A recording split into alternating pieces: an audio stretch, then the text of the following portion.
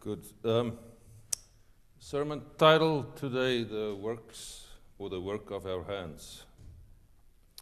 You may have recognized the title in the last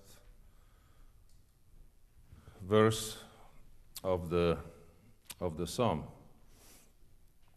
Yesterday we had the funeral here of Jill Parker,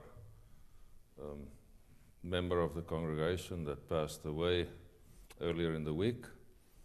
So you can see the beautiful flowers that is remaining after that. She was number 36 of the members that passed away over the past 5 years of the congregation. And we had 10 people moving away that are still alive. It's living in assisted living facilities elsewhere outside the area, and another 11 members that moved away to other places. So we would be in trouble if that was the only tendency, but we were fortunate to receive 74 new members over the past 5 years. And then we also have a growing tendency, as is evident in the number of children that we are receiving, some of the influx of younger people that come to Topsfield for the school system. So we can be grateful for all that. Looking at funerals and memorials, I have to cut away the interesting part of my sermon. Because I looked at Maori and South African, some of the black population, the customs and the funerals that I attended. But let me just say, in the English-speaking church world, what I've experienced here and in New Zealand is that Psalm 23 is the standard scripture passage for a funeral, and then sometimes John 14, where it speaks about many rooms in the Father's house. That is, I would say, 80% of memorials and funerals in the English-speaking world, the church world. In my people's church world or religious world in South Africa, it's most often this psalm, Psalm 90, that is read. And then you also have to read a form or a formulary that every minister in one of the 3 branches of the Reformed tradition that you have to read, where it describes in more or less, it takes you about 10 minutes to read that, life and death and so forth. And the passage that always struck me was the absolute optimism that was created by describing life in that formulary. Life is just a slow death after all. That is what that formula says. So I'm glad to be relieved of that, not having to, according to tradition, to read that as well and say, right, we are just slowly dying. We're not living. This psalm, I remember, was also read at my grandmother's, on my father's side, funeral. And I remember as a young boy wondering, what does it mean to say, that was in Afrikaans obviously, to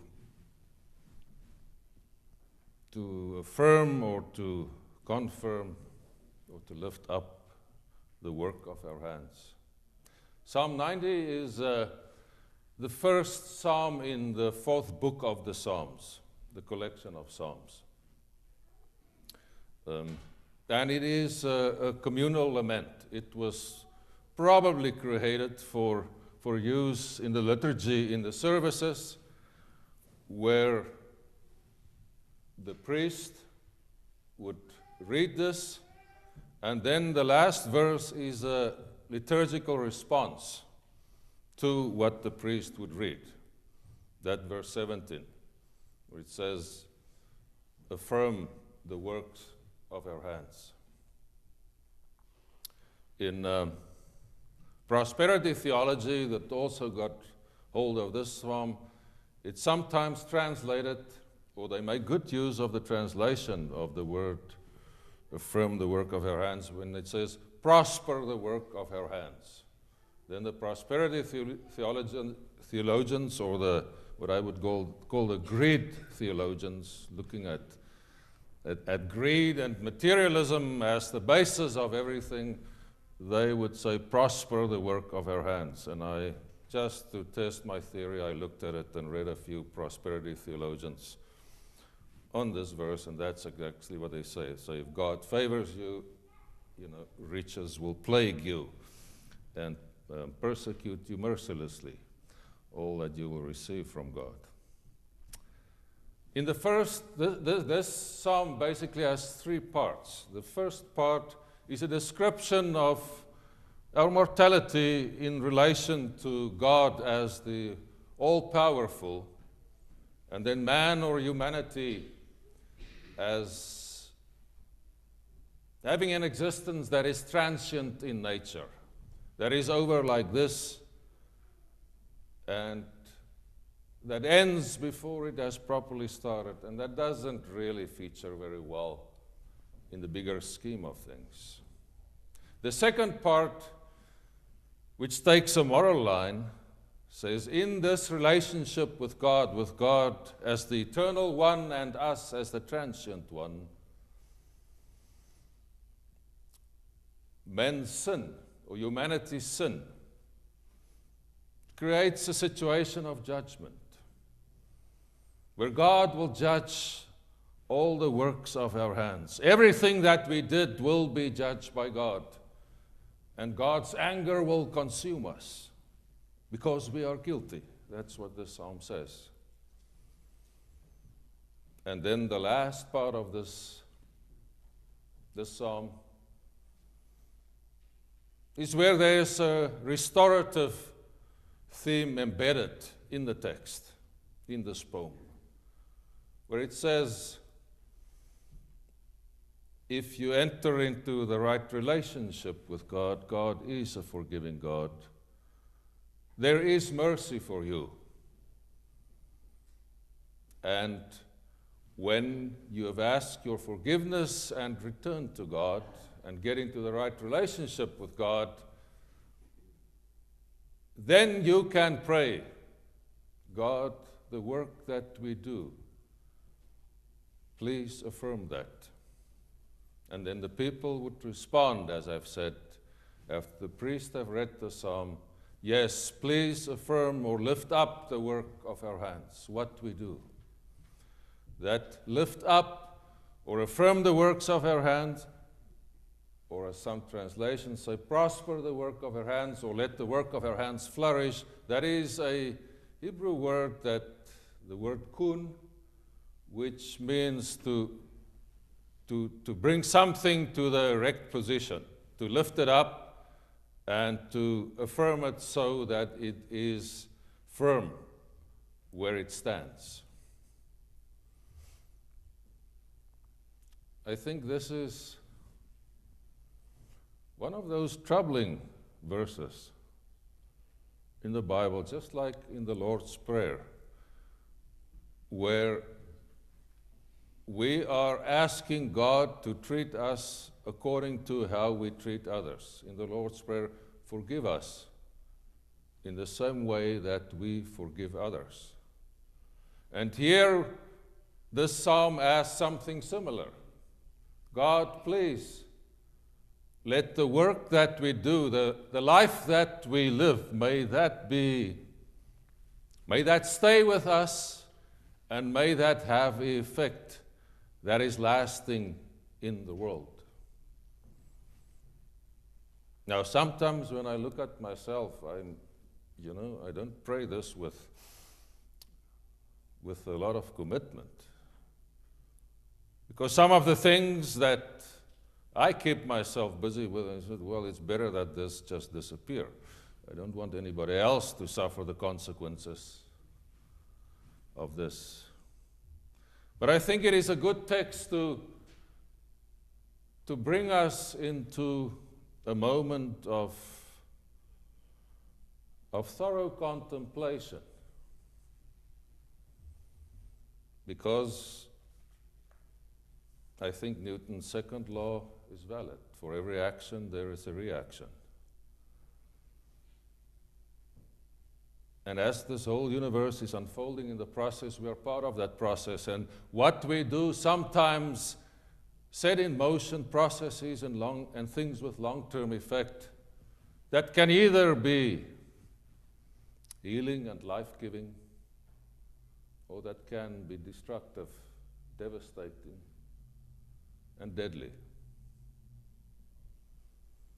And I think we should be aware of that our lives and our actions are not without consequence, especially in this time that we find ourselves on this planet.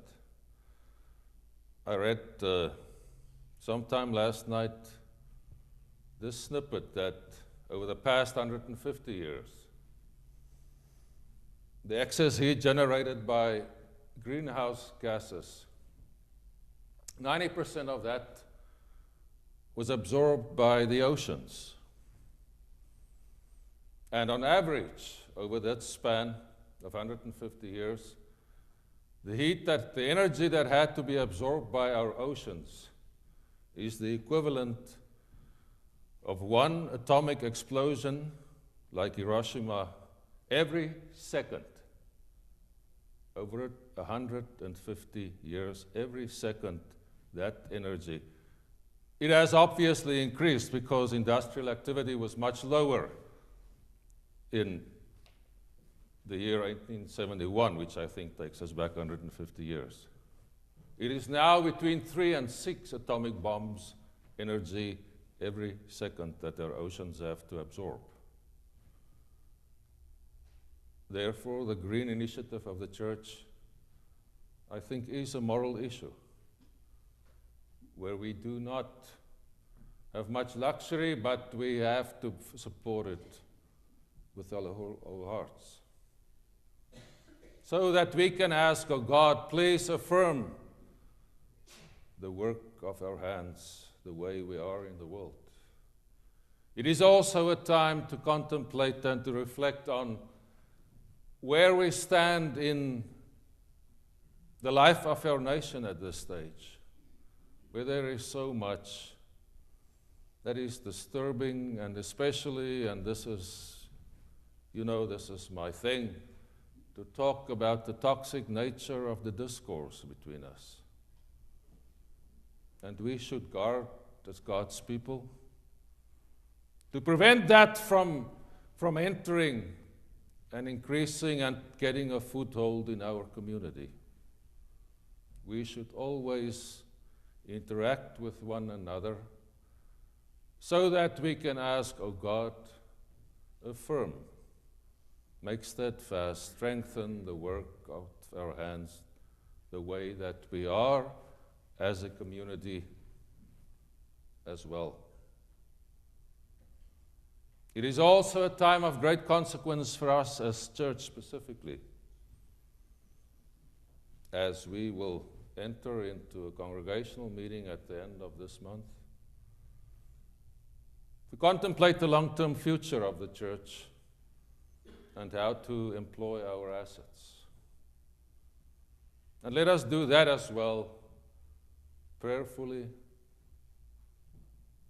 and in the Spirit of Christ, in the same manner that I've spoken about, to avoid interacting with one another in a way that is not appropriate and fitting for people of God. There is so much good happening in our church. There is so much good that is growing in many ways. Let us embrace that. Let us walk with one another. And with one another respond as a community like the ancients did when this was read in the temple. O God, affirm and strengthen the work of our hands. Affirm what we do, so that those following us may honor our legacy and think of us with gratefulness for people that had the foresight and the willingness and the courage to walk in the ways of Jesus. May God help us so that we respond as God's people, affirm the work of our hands. Amen.